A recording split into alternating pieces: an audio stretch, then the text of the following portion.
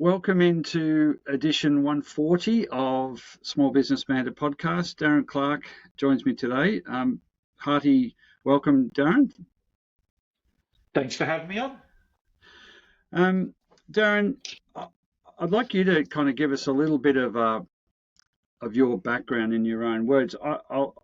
You're a multiple founder of businesses. You've had experiences exiting or near exiting, and we want to talk about both of those, and the impact on you personally, professionally, financially. But you've had rich experience, through the process of building businesses, as well as helping other owners in your current business, get better prepared to make more money out of and make their businesses more efficient. So, what's the Darren Clark story, just to kick us off? I suppose I kind of look at business as doing what I love, which is building software. I love building software and being able to build software for other people and help them. Not just me, myself and my team. Helping people build software so that it builds them a better business is just, I don't know, it's really enjoyable. I've had one agency that worked on for 13 years with a business partner of mine. Had some experience with startups, building our own startup, back into agency land again, and again doing another startup at the moment. Okay, so we'll come back to that history. What's the business Dazlab as it is today? Let's get a bit of a handle on that.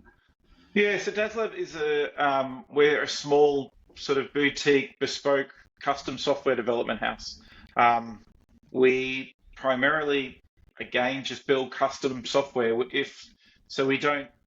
wouldn't look after just entertaining websites that just have content in them. We're talking about really functional systems for B2B, for the B2B market. And your many or most of your clients are other small businesses. Is that?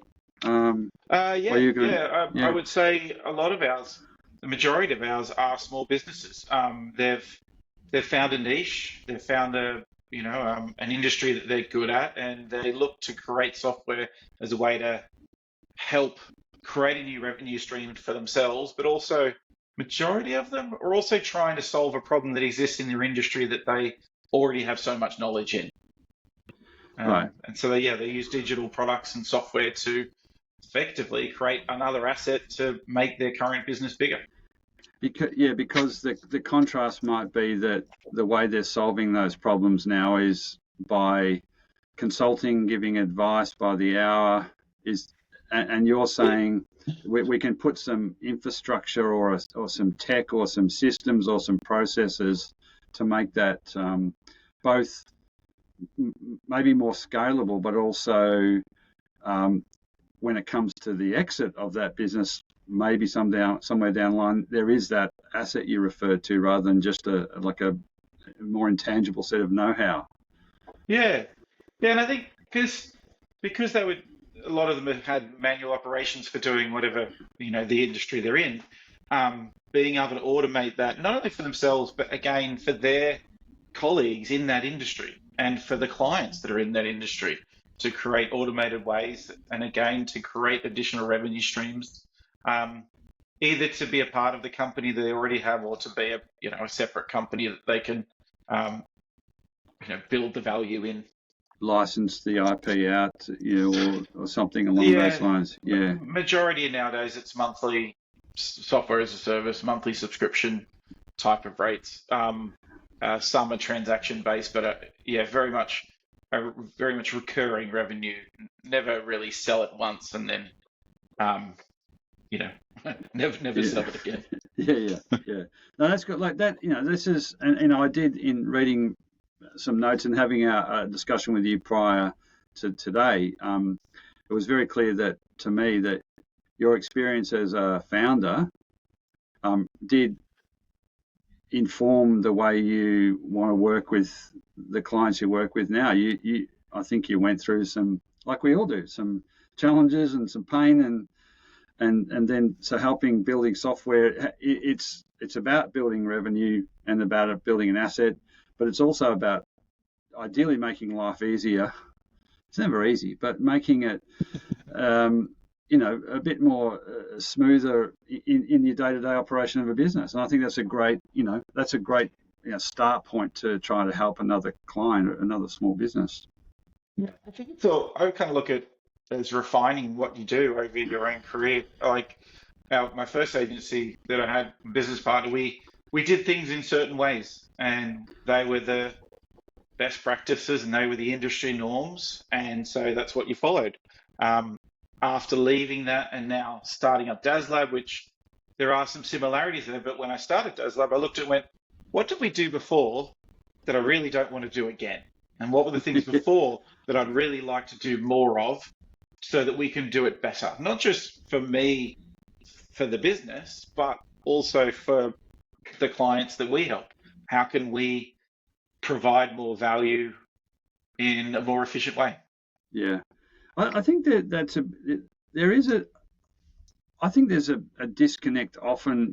You see lots of offers come in. If you're running a business, you're getting approached all the time, to build new things and outsource this, and but when you can talk to someone about what you do, but also bring to that your experience as a founder, and having those moments of frustration. I think what you do is combine helping someone better run their business with, then selling them some services, or however you Yeah, build them, and yeah, yeah, I'd have to agree with that. Like when it comes to building any startup or any new product, for instance, there's many different components of that. It's not just I've got an idea, I need to build a piece of software. That's really the first part of it. But then it's how do you plan in for the support? And how do you plan the marketing afterwards? And how do you plan in all of the upgrades? Because we've gone through that a couple of times before, and we go through it with our current clients, it means that we can advise new clients on all of those things. So it's not yeah, just advising on the one software build part, but it's about how do you look at making the best efficiencies of hiring the right staff? yeah. When do you outsource? When do you hire full time? All of that kind of thing. Otherwise, you risk having this theoretically great piece of software that sits out, in isolation from the rest of the day-to-day of the business. Yeah, yeah, very much so. I think that's probably one of the pain points I see a lot, and we've seen a lot in the past, is that there's a vision of I've built the product, but then where do you go next? And I suppose Yeah, that's with any business. Just the launching the product or launching the business is one thing. Keeping it running and keeping it expanding and keeping in front of top of mind of your potential customers, that's triple the amount of work. yeah. Um, And look, and the energy that you have going into something new when it's fresh and exciting is can often be a lot different to 2, 3, 4 years down the line, where that has waned, yeah, and then you're trying to sustain the business, and that's where I think a lot of it does prompt, and it's good. It prompts some thinking about what do I want to do with my business, and if you think deep and long about what you want to do with your business, that's a good thing, and the outcome might be that you maybe say that I'm out. I want to move on, sell it. Maybe, this is where I think there's a lot of opportunity to help owners just rethink what's possible with their business, and tech and software and is going to be a very significant part of any or of most restructures of a business, if you want to call it that. yeah, you bring up a good point about starting again. So when we sold the agency, I thought that was amazing, and it was amazing. But then the whole starting a new business again, it was tough. Like trying to find a new proposition, trying to find new customers, trying to find a new brand. Like it takes a lot of energy to go through that. Yeah, I sometimes I think you need to look at is exiting and selling everything a good thing? Is selling half of a good thing? Is restructuring a good thing? Because when you sell a business, you only have the one chance to sell it once. You can't. It's yeah, once you're out, and you're starting again from scratch. It's yeah, it's a yeah. bit it's a lot different. How did that first sale come about? Was there a plan to build an exit, or was it just serendipitous that you were doing something good in the market and somebody approached you? How did it come about? Um, I I don't necessarily think we were looking.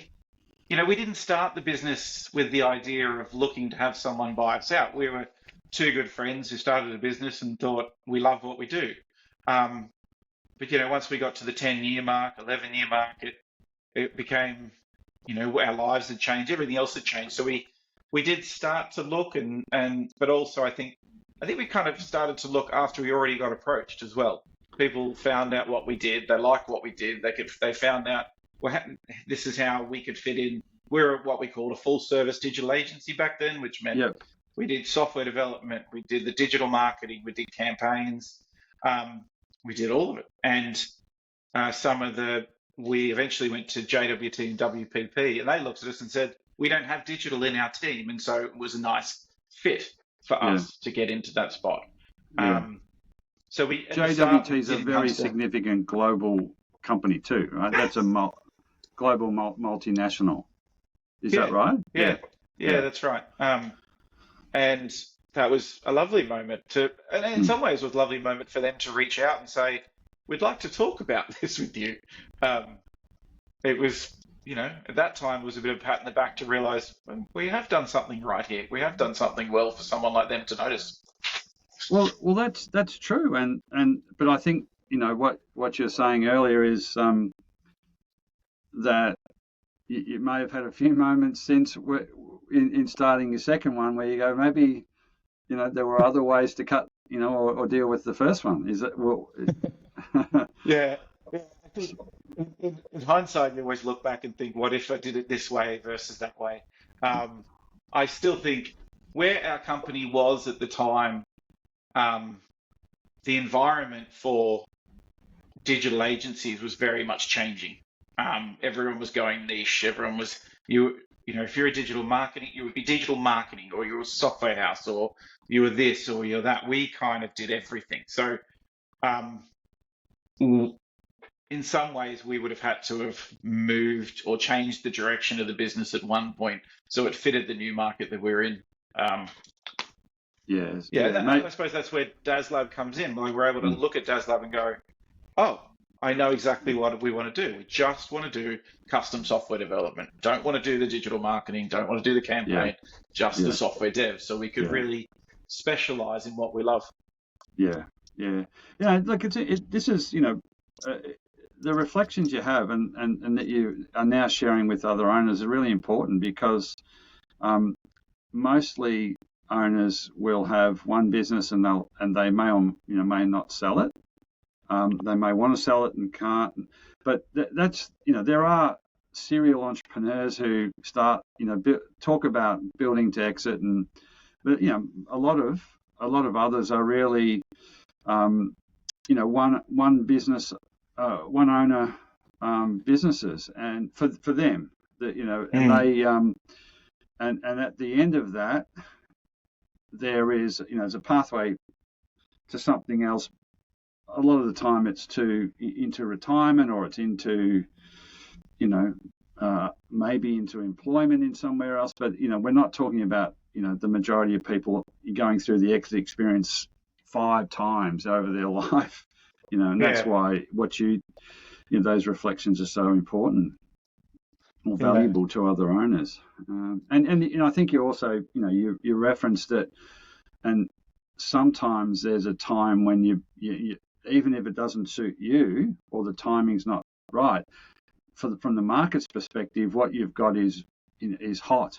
It yeah. is and so you need that's another trade-off that maybe things if you don't do that, maybe things will get harder because Yeah, I think big that's why my business partner at the time was, and we looked at it, was that it was going to get harder if we continued to do what we do.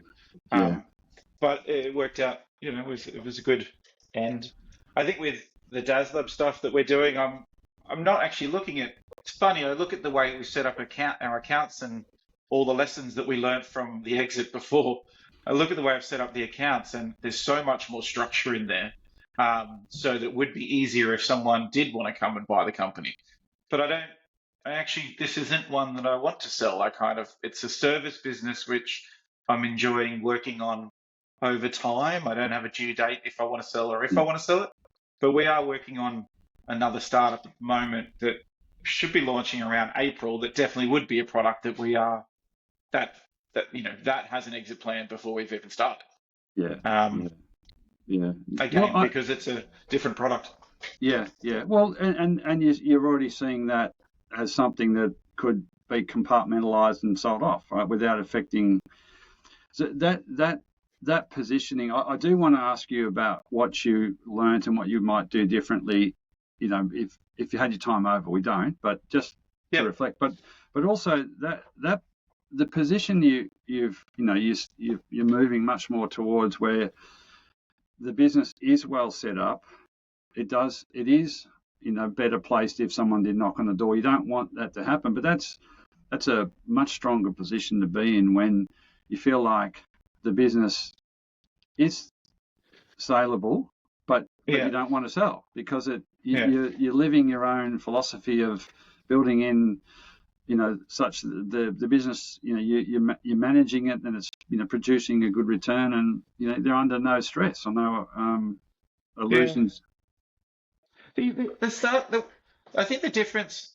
So with Dazlab, very much with the agency we sold, we were so much in the business. We were working day to day on all the projects, and one of the things that we learned during the sale process was what would happen if we removed you out of the business.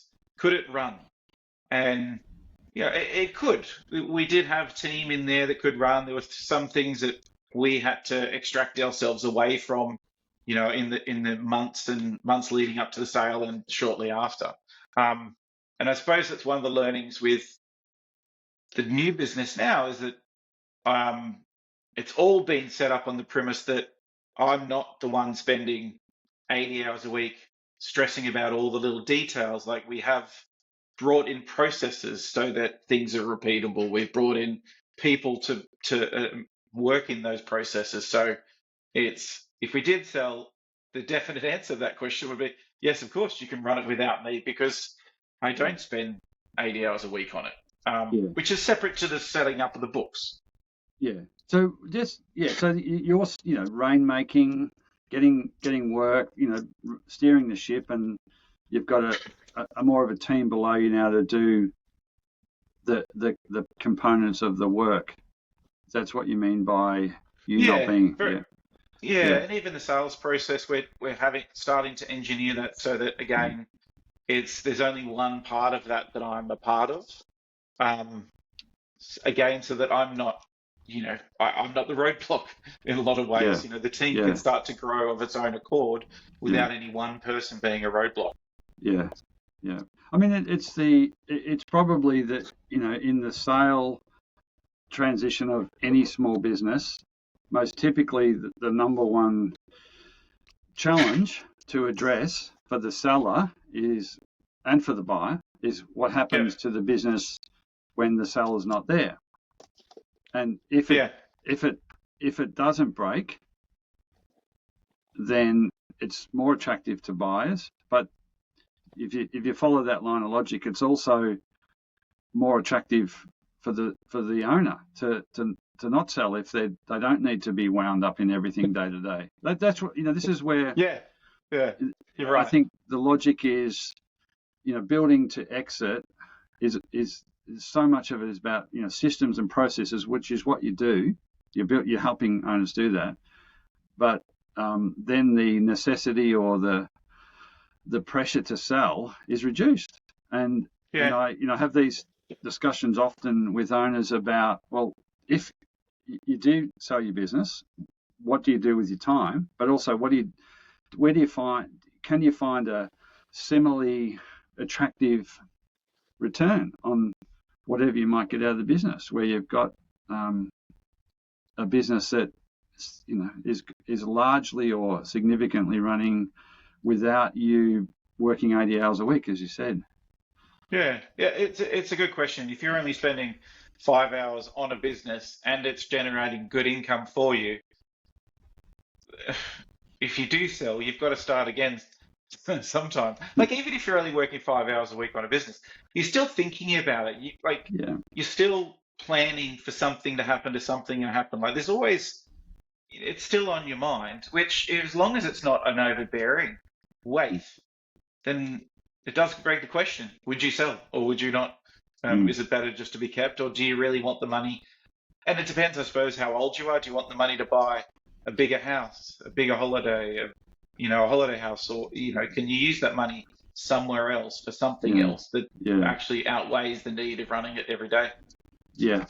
And, that's I think a pretty overlooked part of what we might call exit planning is, let's gear up the business, make it look attractive, do all these things, but what do you do as the owner, afterwards? And there's aside financials aside, it can often be a big void, which is and if you're wired in a particular way, I'd strongly suggest a lot of owners might be better to restructure their business and stay in and have whatever they get from it, as long as it's in within their it works for them, however that's measured, then that's a really positive outcome. But it does it doesn't just come.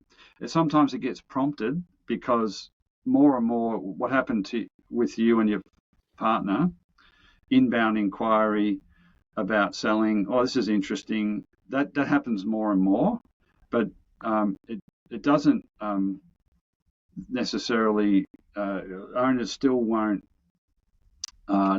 deal with that always in the right way. They can get very excited, very emotional. Could be an easy out, but and I think some owners regret it.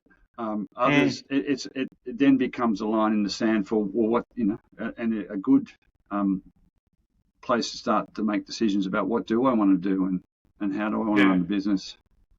Yeah, and how to stop the depression if you don't have anything to do after the business. Well, because you got all of a sudden you've got time on your hands that you didn't have before without the social contact that you normally have day to day with everyone that you work with. It is absolutely, and if anybody's listening, it's a real factor to be thought about, discussed, get the right advice, counsel. I mean, it's hard and lonely enough in a small business, without these are then major decisions that it's good to have external counsel. It's good to have the perspective of other owners, like we're getting that from you today, and but there are ways to to navigate that opportunity when someone knocks on your door a bit better.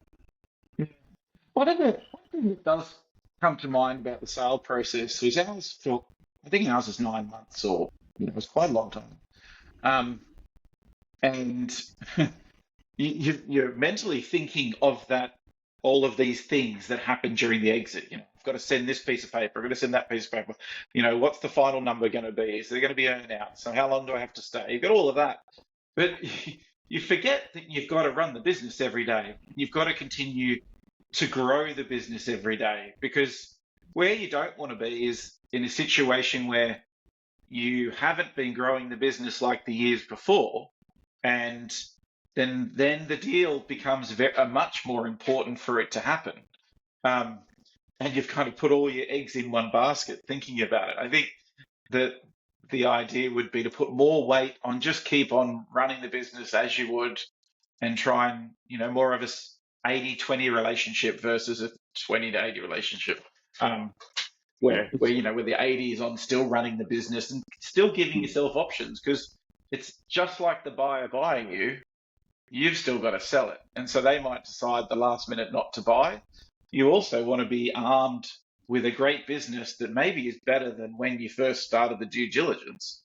And then you can also make the call and go, well, maybe I find something else for it, whatever it might be.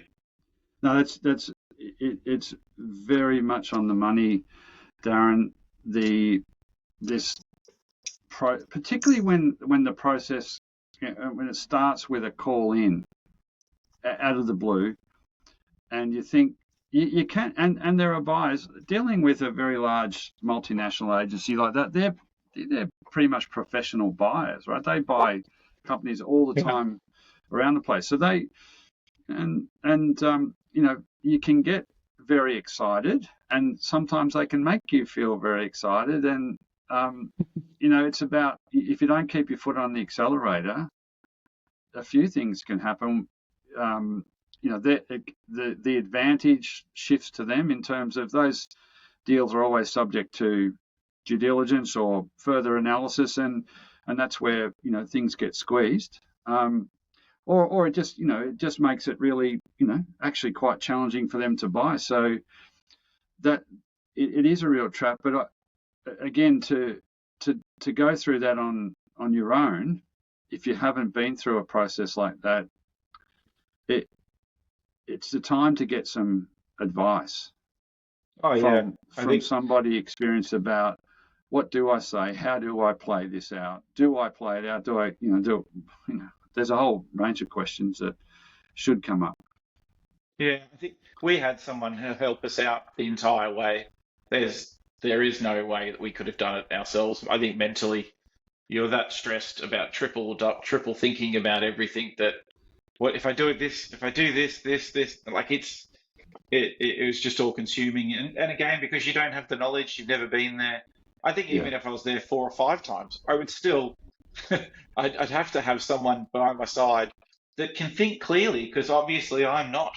Yeah. Like you're thinking this, whatever the sale price is going to affect you, which means instantly you're biased. So in a lot of ways, you have to be removed from that decision-making process and have someone beside you that can help you through it.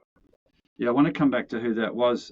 Just on today's edition of the Small Business Banter podcast, I'm chatting with Darren Clark from Dazlab, and I didn't mention that you're based up on the Central Coast of New South Wales.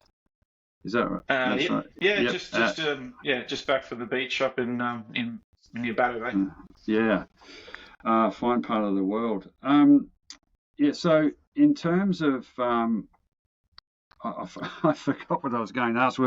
We're just chatting about getting some external advice at a pivotal time. Who did you engage, or not who specifically? What kind of advisor did you use through that process? It was a business coach. It was someone that actually they were set up to help companies go through the process of acquisitions. He had come from an accounting background. He was actually a referral from our accountant, and he also then it went from that person at the start, and then once the lawyers got involved, our lawyer was very instrumental on being that person that we could ask. So at first it was more around negotiations, the how, the what, why would it work. But once we got fine-tuning the goal, I think, and then we had an early term sheet, or I can't remember what we called then. And then the lawyer came in, and he was the one that we worked through, and he was the one that gave us advice and said, they're asking for this. No, they're asking for this. Yeah, it seems okay, but maybe we should just question this. So it was, and obviously the accountant was there, at every step along the way as well. Yeah. But you got, that's three external advisors. I mean, you've got to have, you've always got to have the right kind of legal advisor to interpret term sheet or the contract, and that's because it can so easily go astray there, and your trusted accountant, or but then someone who's got experience of fine tuning, dealing with the other party. That's also a role that's vital. Not always suited to the accountant lawyer. You've got to use this team at the right time in the right way. Yeah. But, I think And I was lucky because I had a business partner that we both went through it together. So we also became our right, emotional support for each other, as yeah, well as, our partners at home. yeah, That emotional support also was kind of vital. So if you're a single, if you're selling the business and you're the sole owner of it, I think I for me, I might get a counselor, a psychologist to work with during the yeah. process because there are just so many things that go through your head just during that you need to talk to someone about just to keep yourself clear. And I imagine there can be a lot of questions as well. Like your partner, family, friends, everyone's pretty much interested in how if it is public, that how's it going? But it can go up and down so many times. I'm not sure necessarily that unless you've been through it, Mm. that you could really get a handle on how topsy turvy it can be. Well, It's a I think when you're waiting for an email that's supposed to come through by the end of the day, and yeah. you keep looking at your watch going, is 5 o'clock into the day? Is 5:30? Is 6? Is 8? Is 10?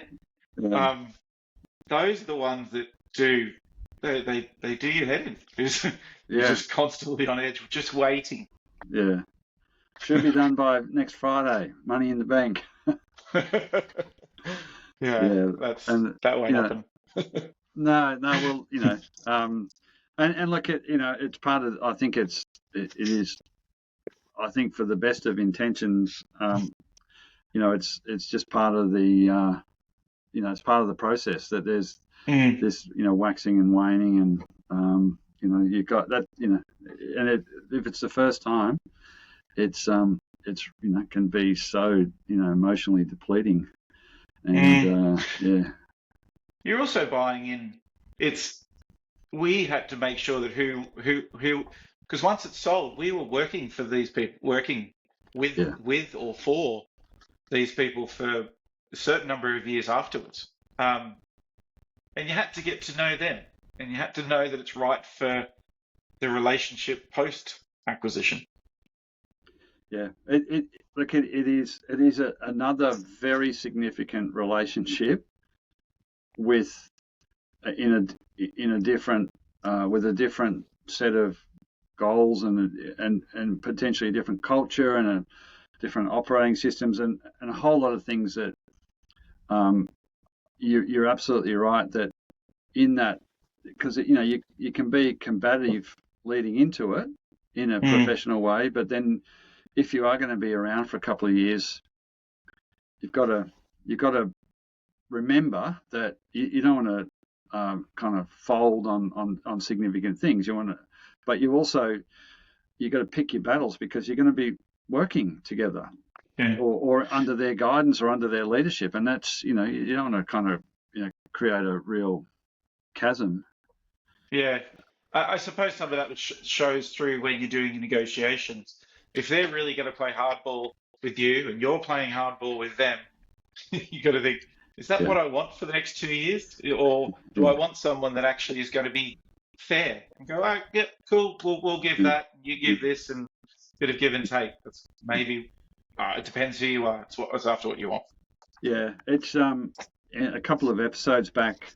Earl Eddings came on and we chatted about that and many related things. But he's been through many transfers. He's been on both sides, but he was a very big advocate for getting, as you flagged, support, the right expertise to go negotiate things on your behalf while you continue to run the business, but Mm, also you're cognizant of you're going to be working, and he's brought into a lot of people businesses, service businesses. So there were always going to be, or generally going to be, a period of transition or earn out or working together. So you didn't want to go so hard that you couldn't face up on the Monday morning. So look, are we fine?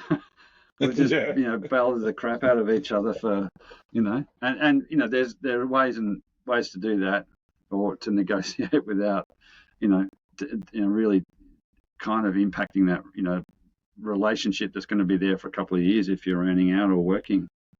Yeah, very true. Very, very Yeah. true. I just wanted to talk with Dazlab and the work you do.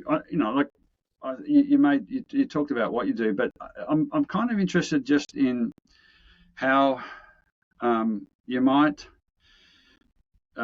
work with an owner to how you might sell the idea to an owner that Yeah. what you do is valuable. You've got lots of domain expertise. You've been doing it for a while, but particularly if they had a mind to selling, how you would talk to them about automating or putting in place software, tech, systems, whatever you do to on the basis that it's an investment to ideally make their business easier to run and ideally more profitable. What's the discussion you have with an owner about that? I suppose we're involved earlier on in the businesses, so we're involved when they're still in the building phase. And for us, it's about them understanding that, well, this thing that you're putting money into, this software product that you're putting money into, is like putting money into a corporate office or whatever, a building. You're building an asset, and that asset then has a worth. If once it can start to generate revenue, and it will generate revenue by itself, you still have to support it, and you still have to have all these other costs associated with it. And I think it's then about, it's just understanding that when you sell your business, you're selling part of its service now and part of it's, reoccurring revenue, which is clearly outlined, and being able to, divide up how much of the cost takes to run this business versus that one. But again, it's just about building an asset so you can build in additional revenue, which hopefully then helps with the final number that you get. Because, acquisition rates, for a SaaS product are very different than a service product. Yeah, they're off the scale different in terms of what an owner might expect if they were to sell. Yeah, exactly. Yeah, exactly. Yeah. There's huge difference in the two of them. Can you talk about one case study, like to bring this to, I don't know, you've got a wholesale distribution business out there or some other kind of service business. What are some of the typical things? Do you go right back to first principles? How do you do business? Almost like a diagnostic of, and then so we can automate this. We can. A lot of our businesses, a lot of the clients come to us with a problem that they've noticed in their industry. That's typically where it starts. It's like, my customers have a problem with doing this. They're doing it manually. They're doing it, slow and whatever it is. How can we then automate it? How can we make it smoother? Or in a lot of cases, it's more around information going out. So one client's a mental health client, and his product is about sharing his expertise and his knowledge. So it helps more consumers have a better grip on what mental health is. So he's a counselor, psychologist, or psychologist. Yeah, he's a psychologist, and so his product isn't interactions with him. His product is knowledge that he's being able to share out to the world. And so that's, and obviously you sign up, and he's helping businesses look after their staff's mental health. Yeah. So for him, it's, that's where the recurring revenue is. It's less about automation to do with his business. It's more to do with, making more money from the information he's got. Other businesses, it really depends. Most of them, they're providing value either through knowledge, or they're providing value through interactions, providing an improved process on something. Yeah, but they are. It sounds like there's a lot of that. How do I solve a problem type entrepreneurialism? Where they're already working with clients, and they're saying, so the case of that psychologist is actually partly his problem as well, because I know a lot of stuff, but I can only do 6 hours a day. Yeah. 4 days a week. So there's a cap on that unless you can find another way to deliver that information. Yeah. And another client was they were doing they advise and consult on how to manage a big compliance process. And it was all manual paperwork. And so the platform that we helped establish with them is all around automating that and having it all the compliance documentation and checklists and signing approvals all stored in one digital place, available on mobile, desktop apps. Um, and again, that helps his clients do their compliance job a lot faster. Yeah. And so, yeah, there's again is a recurring revenue model through monthly subscription by per user increments. Yeah. Okay. Yeah. This is and how in terms of the cost and ease with which you can access development now compared to say 10 years ago, is it more approach? Tricky question. I think we take a different approach. Like I think my last agency, we hired everyone in Australia. Um, and the problem is the Australian software developer rates have gone up a fair amount. You've got people like Canva who are trying to hire 100 software developers in the one go. You had CVA last year doing the same thing.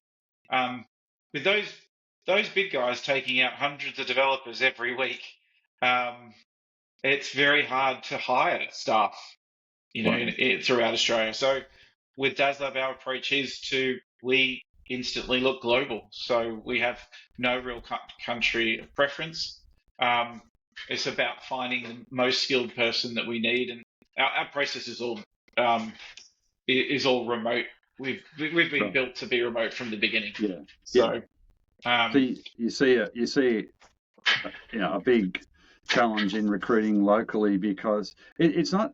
I have this discussion often in with businesses, more industrial businesses or manufacturing, and there's a lot of manufacturing has come back significantly from the doom and gloom of 10 or 15 years ago. But and it probably across many industries, recruiting people and is a major hurdle. And manufacturers going out to get boilermakers and particular trade skills are competing against, in Victoria, the big build, and so they, a trained tradesperson can go off and earn much more money, and so these manufacturing businesses with opportunities, they go begging because they can't get people. That's it. So you can either sit and complain about it, or we kind of you've got to find a way to get work done for your clients. So for us, that avenue is and look, with COVID, after COVID, everyone wants to work remote anyway. So I'm hiring a software engineer in anywhere is no different than hiring a software engineer nowadays in Australia. Everyone is remote in that industry. Yeah, in services or the hands-on stuff. It's different. Hands-on very different though. Yeah, very much so. Yeah. I also we've really covered a lot of ground, and I think we're making a strong case for really looking at right now, the exit planning or not, making a case for evaluating ways you can make your business more efficient and more productive and more profitable. And from there, my hope is that more owners do that, and then at some point there might be a trigger that you get approached, and if you're doing a good job and your business is investing in better processes and better tech, in a lot of industries you will be on the radar of a bigger company in your supply chain or in your industry, and it just feeds into a much stronger position that you have if and when you decide you might want to sell, or you might want to entertain a discussion with a potential buyer. Um, Mm. and Well, they that's, also come from partners and possible customers as well. They look at what you've got and say, well, why don't you just join in with us? yeah, yeah, yeah. That's absolutely right. And it's a real it's a real case for um, you got to have a plan for what you might say if someone calls. You got to have a plan for when might be ideal for you to move on, and that's different for everybody. Having something to move on to is very important, as we talked about, not having a void. But today it's about how do I get more out of my business today, with an investment in. Don't leave it till you start a discussion about selling. Do it now. Yeah. Yeah, it is, and it's that, isn't it? It's just the discussion. It's never about you don't want to do something that you're just not sure of, but you're never going to be sure unless you have that discussion uh, to learn what are the things you could do to make the business more valuable.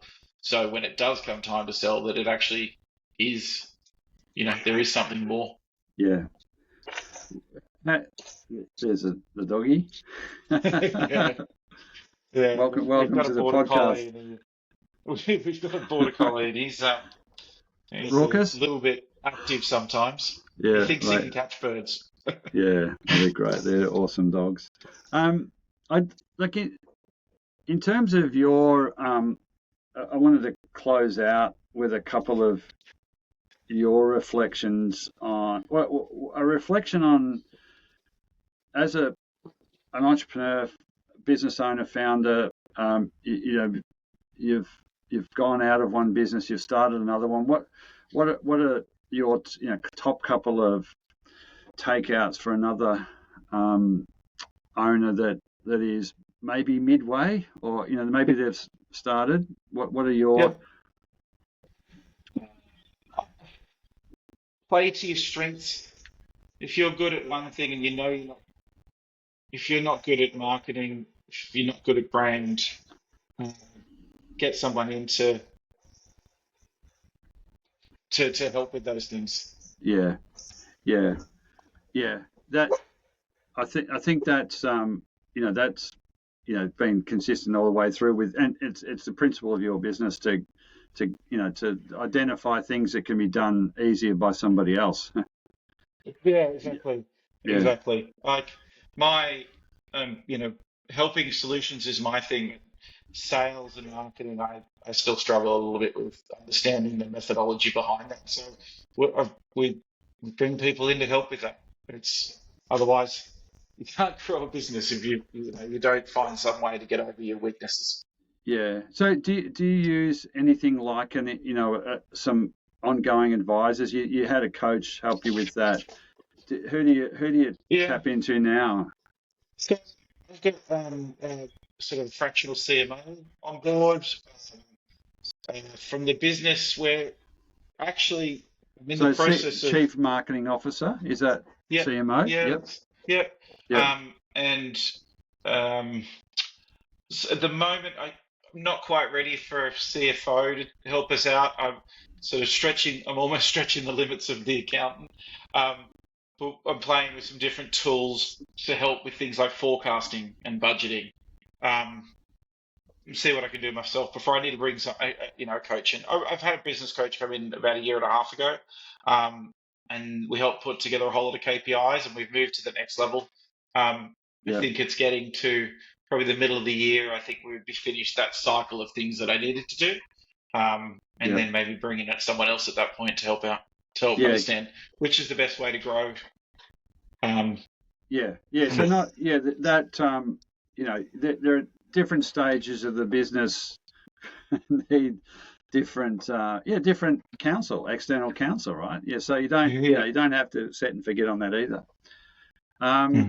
Just in closing, Darren, I wanted to ask you if you have any particular small business champions or people that you take, you read their blogs, you read their books, anything that has really been a standout for you in the last? I, there's a podcast called Startups for the Rest of Us, which I really like. Yeah, It's the guy that made Drip in the US, which is an email automation platform. yeah, He's got 600 podcasts, which are actually a really interesting one to listen to. yeah, Otherwise, LinkedIn is my favorite. I find products that I like, and then I find the founders um, that are very vocal and talk about other things other than just their business. yeah, yeah, Like Smart Lead is a good one, and yeah, the guy yeah, from Cake Equity's got some good stuff out there as well. yeah, yeah. On employee ownership, is that Cake Equity? That's right. Oh, Yeah, yeah, yeah. yeah, yeah, yeah. No, Um, yeah, but just finding time to actually absorb some external perspective yeah, is so important. yeah. As you've heard, my dog, he's quite loud, so he needs a walk every day on the beach. So, audiobooks and podcasts are the only way that I can consume information. Sadly, I haven't read a book for quite some time, but I have two young kids and their Yeah, busy sports, social yeah, lives, and yeah, everything yeah. else. No, well, So that's what. audiobooks and Yeah, audiobooks and podcasts become, maybe drown out a little bit of the border collie and then educate yourself while you go. Look, it's been. Thank you so much for taking time to share what you've shared today, Darren. I've really enjoyed it, and I'm no doubt it'll resonate with other owners, because it's difficult every day, and there's some gold in there. Thank you for that. no, thanks for having us on. It was good to chat. Where's the easiest place for people to make contact with you? Just go to our website, dazlab.global, DAZLAB.global. Yeah, Or you can email me at darren@dazlab.global. cool. Either of those two are Yeah, good or places LinkedIn. to reach us. Yeah, Or LinkedIn. yeah, You just find me under Darren Clark. yeah. Yeah. All right. Well, look, go well, and again, thank you for your time on Small Business Banter podcast. No, thank you very much.